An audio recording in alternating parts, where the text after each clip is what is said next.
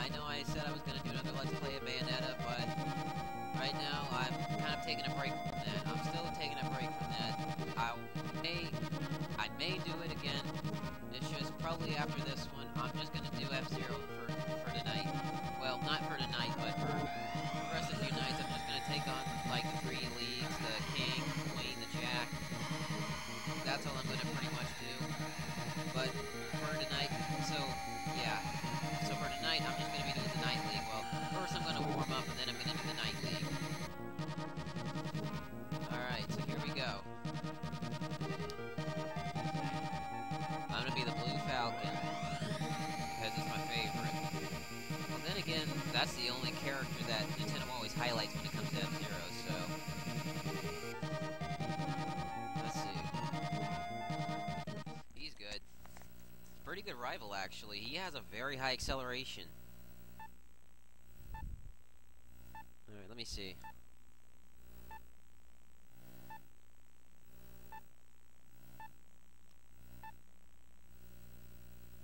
Let's see. I want to do Mute City. Oh, it's too basic.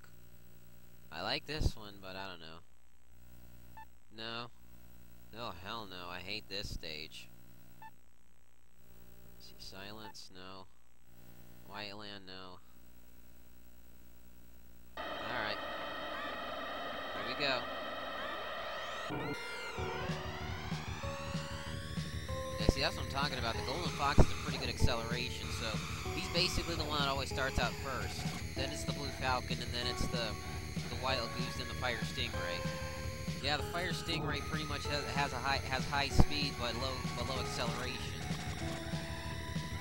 Sometimes balanced characters are basically the best, are your best bet because they're beginners.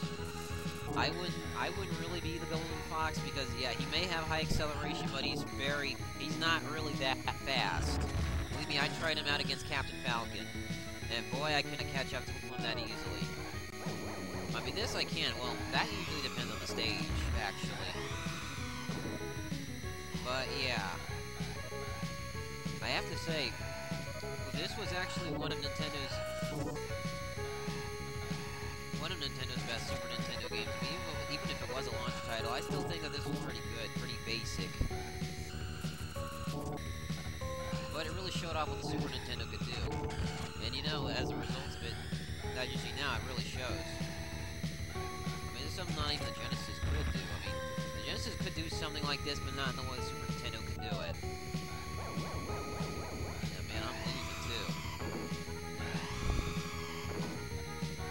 Alright. Like I said, I'm just doing this for warm-up, so once I'm done, I'm going to get into the real Grand Prix.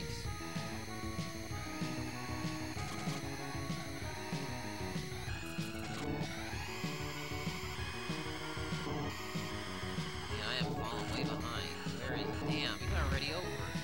We already have a finish line already. I'm barely starting. Jesus Christ. I'm gonna shake it into high gear. Take that shortcut.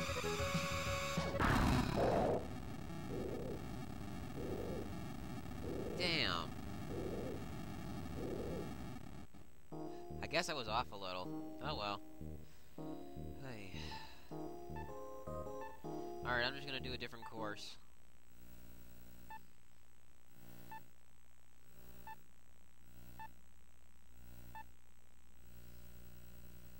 Alright, this one's better. I'll do Big Blue. Yeah, you see what I mean? The Golden Fox does have high acceleration. But he's also the weakest, so he can take more damage than... Well, yeah, basically, you can take more damage than the other cards can, so you just gotta be really careful when you're playing as a Golden Fox, and don't try to hit anything too much.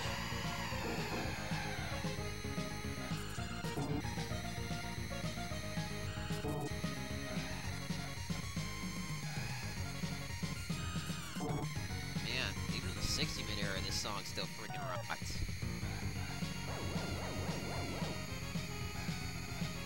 F-Zero had some sweet music.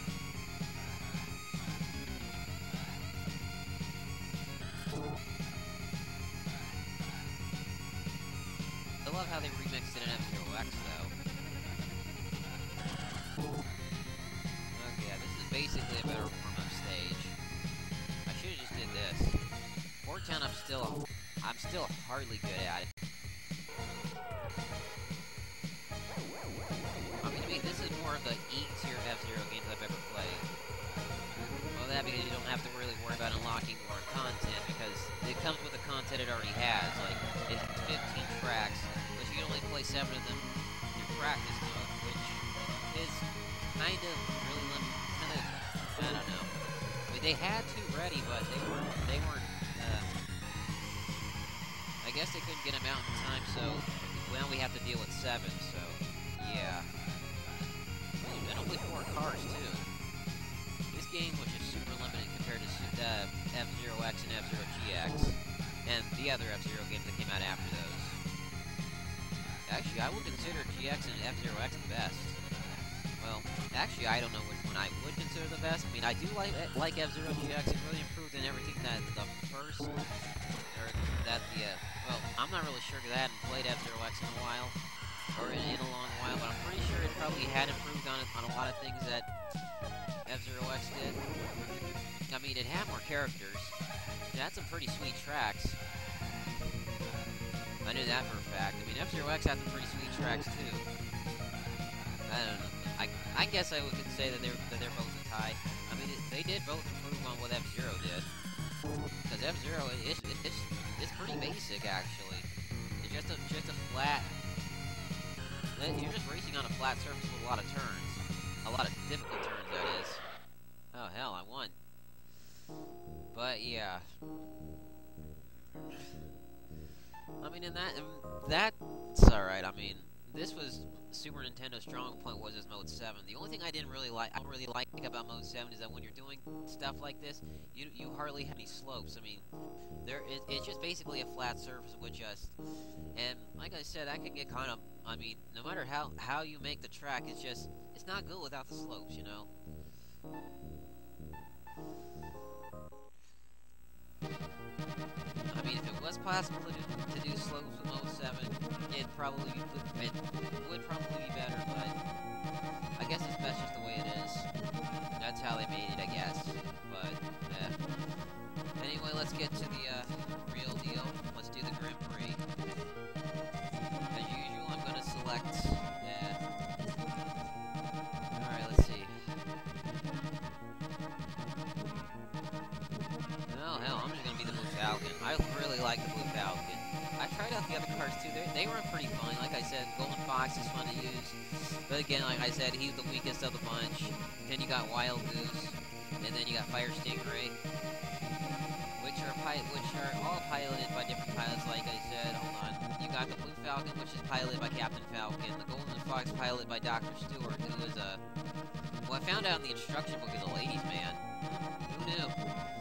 I mean, I played through F-Zero X and everything. I've seen who the pilots were. I mean, I hardly remember some of them, but these 4 I do actually remember because of the vehicles that they ride. So, because this one is Captain Falcon, that's obvious to everyone, because everybody knows Captain Falcon because, you know, Smash Brothers. And Falcon Punch, Falcon Kick, yes, show me your moves. Yeah, you all know that, but yeah. And then you got other array of characters like Dr. Stewart. Like, he's basically a secondary character to the F-Zero franchise, so he should be easy to recognize. He should be one of the easiest characters in F-Zero to recognize, along with Wild Goose. I think it was Pyko. He's like the weird alien creature with the Ninja Turtle-like turtle shell. And then you got Samurai Cool, who's Kuro. I don't know how you say his name. Samurai Kuro, Samurai Garo, Samurai, however you say his name. He's a samurai, basically. He's the rival to Captain Falcon, but he's also like the 4th character in the game, so yeah. For Captain Falcon's primary, he's secondary, he's Pyko's 3rd. And like I said, Captain Falcon's rival's at number 4 in the list, I guess. But yeah, but these are the vehicles that they ride. I mean, they all have some great, well, some biologies to them, or biographies, or yeah, character bios to them. Pretty interesting, actually. I mean, where Dr. Stewart is like a doctor, but he's racing because this isn't really his ship. This was made by his father. I think his name was Kevin Stewart, I believe. Yeah, Kevin Stewart. Like, this was his father. Like, after his father died, I mean, he was a. I think they said his father was a scientist, and after he died, he got inherited this vehicle of his, and yeah. And Pico was an alien soldier, I guess, or an ex-alien soldier. And then who was I guess now he's like Captain Falcon chasing bounty, I guess. And then you have a Samurai Kuro who's well, basically in the instruction book it seems like they write him off as a thief, but he's also a rival bounty hunter, just like Captain Falcon. I mean, you all know Captain Falcon. He's the bounty hunter. He's the guy from Smash Bros. But yeah, that's basically what he does. Like, if you read the instruction books to the game, you can see Captain Falcon doing things outside of F-Zero. Like, he's basically an expert bounty hunter, but also a great F-Zero pilot. But yeah, I mean, these characters are all great. Like I said, their vehicles are great too. Like, you got the Falcon. Its acceleration is quite in the middle. Whereas with the Golden Fox, like, as you can see by the chart here, like his is, like I said, Dr. Stewart's vehicle is the highest at acceleration, but again, it's also the weakest. And then you got Pico's. It's a little below Captain Falcon's acceleration, but he is a little more stronger. He's able to, yeah, he's a little more stronger, but he's not really the strongest, but he is the second fastest. And then you have a Samurai Guru's Fire Stingray, which is, of course, like I said, that is pretty low. His acceleration is pretty low, so yeah, but it is really fast and it is really strong. So, but like I said, I really would.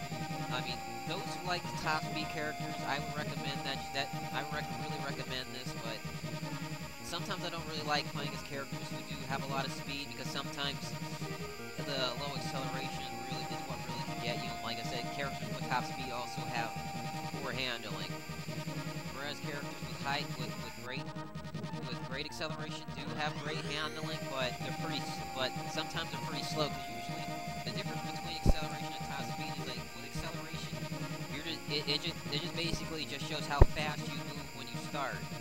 And then basically you just maintain whatever speed you have after that. Whereas with top speed, it basically just means that that's how fast you're. It's basically how fast you're going. Like you're at great top speed. Like, if you're at great top speed, you're just gonna run as fast. Sometimes it just takes a lot of time to build that momentum. That's basically what it is with characters with top speed. It just basically takes them that time to build momentum. Whereas characters with more acceleration, they don't need that. They don't need that extra momentum. They already have that extra momentum. They gain it from the start. That's the difference between acceleration and pretty much speed. I mean, I don't know if people do get those things confused, but I know, because like I said, I've experienced before, and like I played F-Zero GX, so I played around with the settings enough to already know. Anyway, I've already wasted too much of my time introducing this, so let's get to it. I'm just gonna be the Blue Falcon. I'm gonna do the Night League, and oops. I didn't mean to do that. Yes, I accidentally hit beginner. Sorry, everybody. Oh, darn it. I did it again. Reset. Sorry about that, everybody. Alright, I'm gonna hit the Blue Falcon, and I'm gonna do it. The Night League, I was gonna do it at the standard. Alright. Here we go. The reason why I chose standard is because it's giving me a good chance at winning. I mean, beginner, it's too easy, but with standard, it's basically better for me, because with expert and master class, I just unlocked the master class, but with expert class, I barely could finish. So I'm gonna start at standard mode, because I'm still trying to get the hang of this game. I'm still trying to get all the tips and tricks to this. So yeah. Like I said, this game is a lot of fun. Not bad for a launch title, huh? Alright, I'm in first.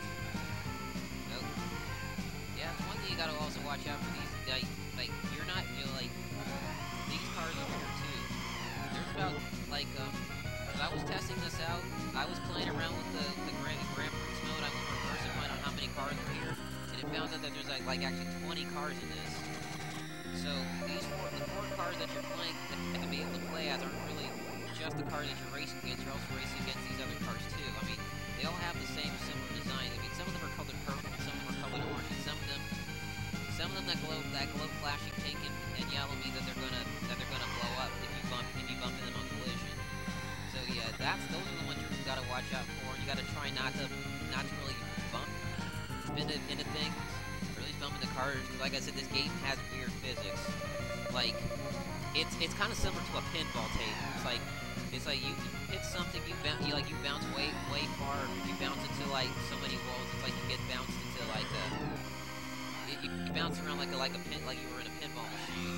It's pretty ridiculous, actually. I mean, the original F-Zero X and the future F-Zeros really fixed that. Well, I'm not sure about the Game Boy Advanced ones, but I know the N64 and the GameCube fixed those, I believe. But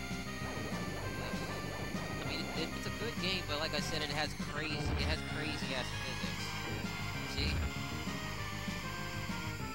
You also gotta watch out not bumping into things too much, because that power meter up on the top right corner. If you take too much damage in this, you're dead. This game also has lives. Well, the other games did too. But yeah, that's usually the downside to F-Zero. Sometimes, like even in Freaks mode, it's like you die, you lose a life, and you have to start the track over. And that sucks.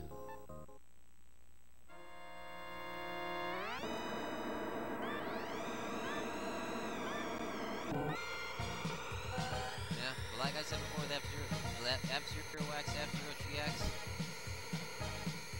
Yeah. I don't know what I'm saying now. Alright, here we go.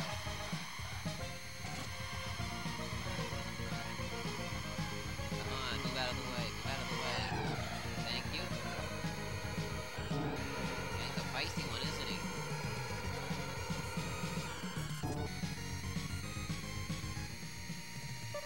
Alright. You know, the cool thing about this, because I know this is one thing that they kind of took 2 steps backwards, was the boosting. I mean, in F-Zero, like in F-Zero X and F-Zero GX, every time you finish a lap, your boost meter is also your health meter, which was kind of stupid. I mean, you can boost, but at the cost of you getting yourself killed on collision. So, I mean, and that was pretty stupid how they did it like that. I mean, they could have at least made it a separate bar. I mean, and then that's what I like about this game. Is like every time you get a boost here, it shows on the little bottom right hand corner under your lives. It has these little S's. That stands for your boosting, and that's basically what you use to speed you up, and it doesn't really cost you a thing. I mean, it does cost those, but it doesn't really cost you your health, which was a good idea back then.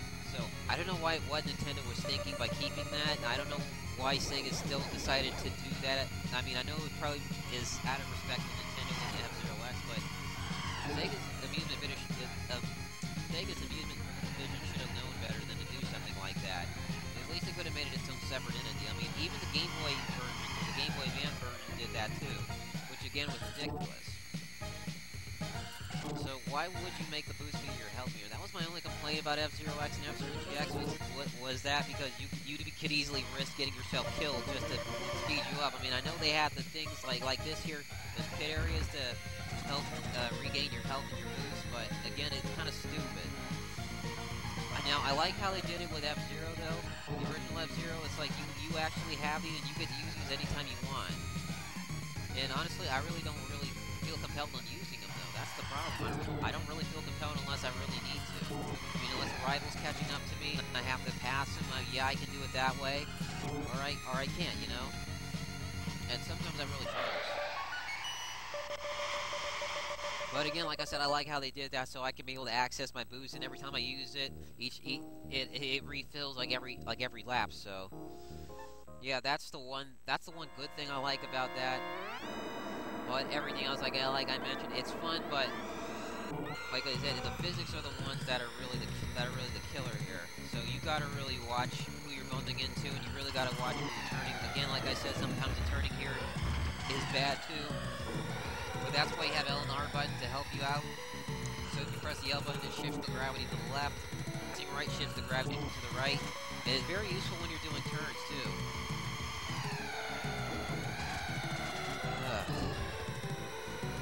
And this stage really has a lot of turning. Which again, like I said, if you warm up, practice these stages, you could be able to get the hang of this. Which is what I do every time I play. Or, well, I don't do this every time I play. I usually do Grand Prix, or I just always just go practicing. I practice with a rival character, whether it be the Golden Fox, the Wild Goose, or basically the Fire Stingray. But I'm usually the Blue Falcon when I do this, because, again, like I said, it's my favorite vehicle, and it really balances out the whole. It's a really balanced vehicle to use. Like I said, I wouldn't really recommend the Golden Fox yet until you really got used to this game, or like the other vehicles yet until you really got used to this game. Because that's what I usually use, just the Blue Falcon, because it's my favorite and it's pretty basic.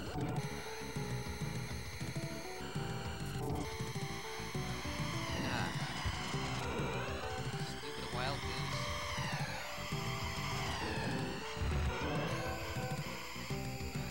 There we go. Now I'm in first again. Yeah, certain stages the AIs will have an advantage over you. So again, you got, like I said, you gotta watch out. You gotta turn good. You just gotta get good at this. Heck, even on expert and master mode, you gotta get good at this. In this game, the tracks, the rules don't play. And whatever you do, don't shortcut. Because this game actually has something called a shortcut foul. So if you even dare take a shortcut, the thing will drag you back in position. You know the thing that heals your health? That thing also can drag you back. It's kind of like Lakitu from Mario Kart, except it doesn't really pick you. And basically, what it does is, like, if you take a shortcut, or if you like go off the ramp, it'll go off the ramp and into another part of the course, like farther away from your AIs. It'll actually try to take you back to the position you were supposed to be starting from, or you were currently on. So again, that's kind of stupid, but that's only for Grand Prix mode. And if you put it also applies for practice mode too if you put a rival on. So yeah, it's kind of stupid that way, but I guess they really don't want you to cheat. Which again, like I said, I can understand, but still, it's freaking stupid. I can't even believe Nintendo programmed something like this. I mean, Jesus Christ.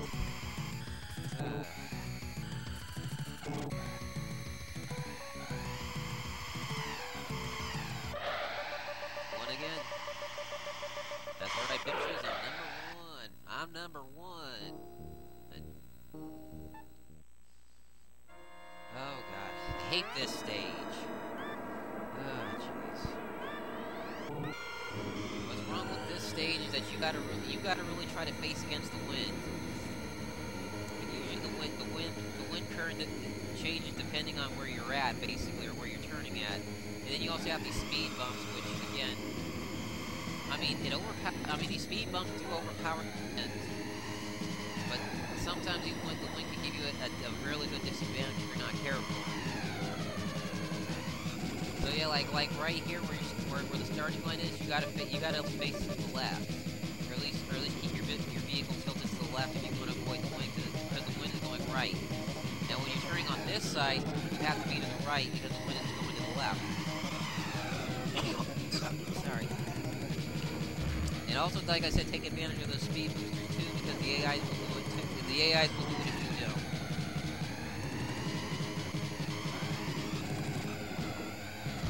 And if you also have your boosting, your little boostings here, it helps out a lot too when you're on the boost pad. You'll go much faster. They say this track is great for breaking records.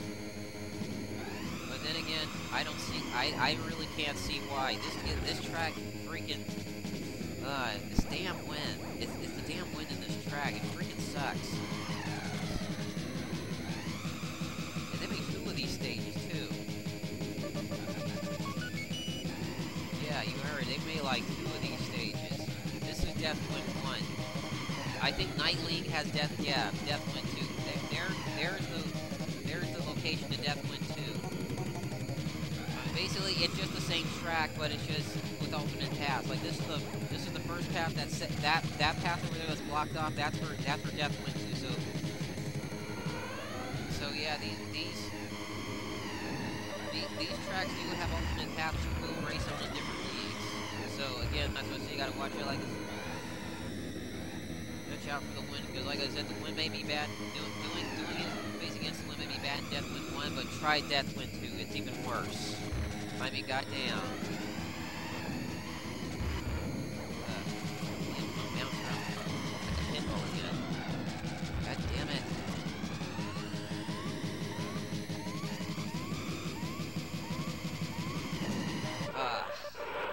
See what I mean? I hate this damn track. It got me at number 3. Motherfuck. And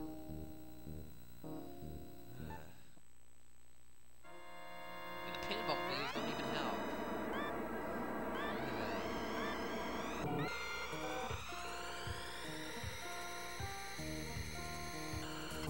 Oh no, this one I like. I mean, the music is good. Nice, silent, and then watch what happens afterwards. That silent music. Now they put some noise into it.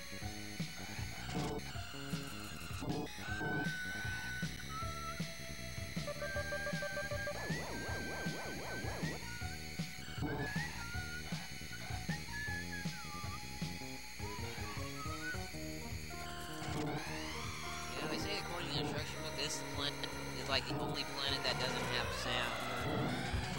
Yeah, basically it's a planet with no sound. Something like that. That was in the instruction book. I mean, it's why they call this place Silence. But it's not so silent when F-Zero racers are racing on it.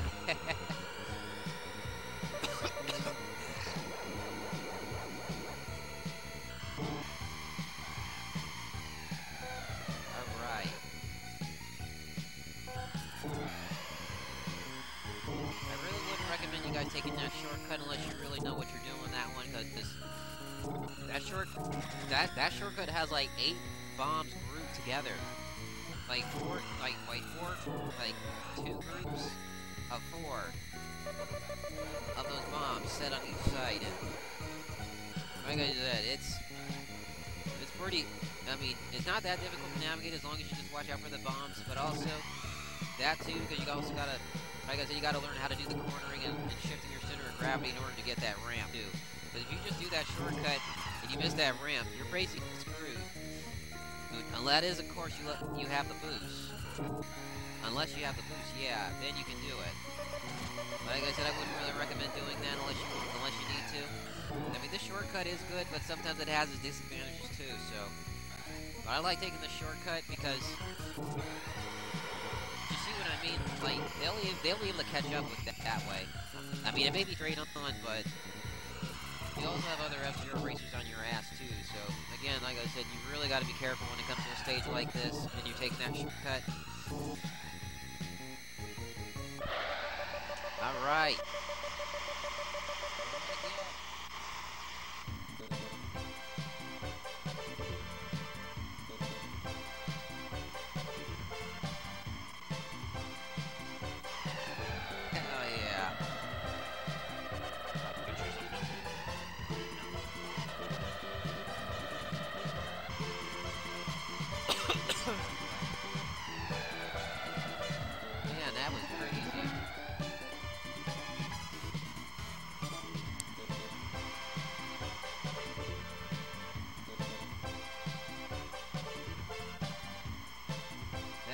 Would have been number 1 on this, but this damn track really fucks me up.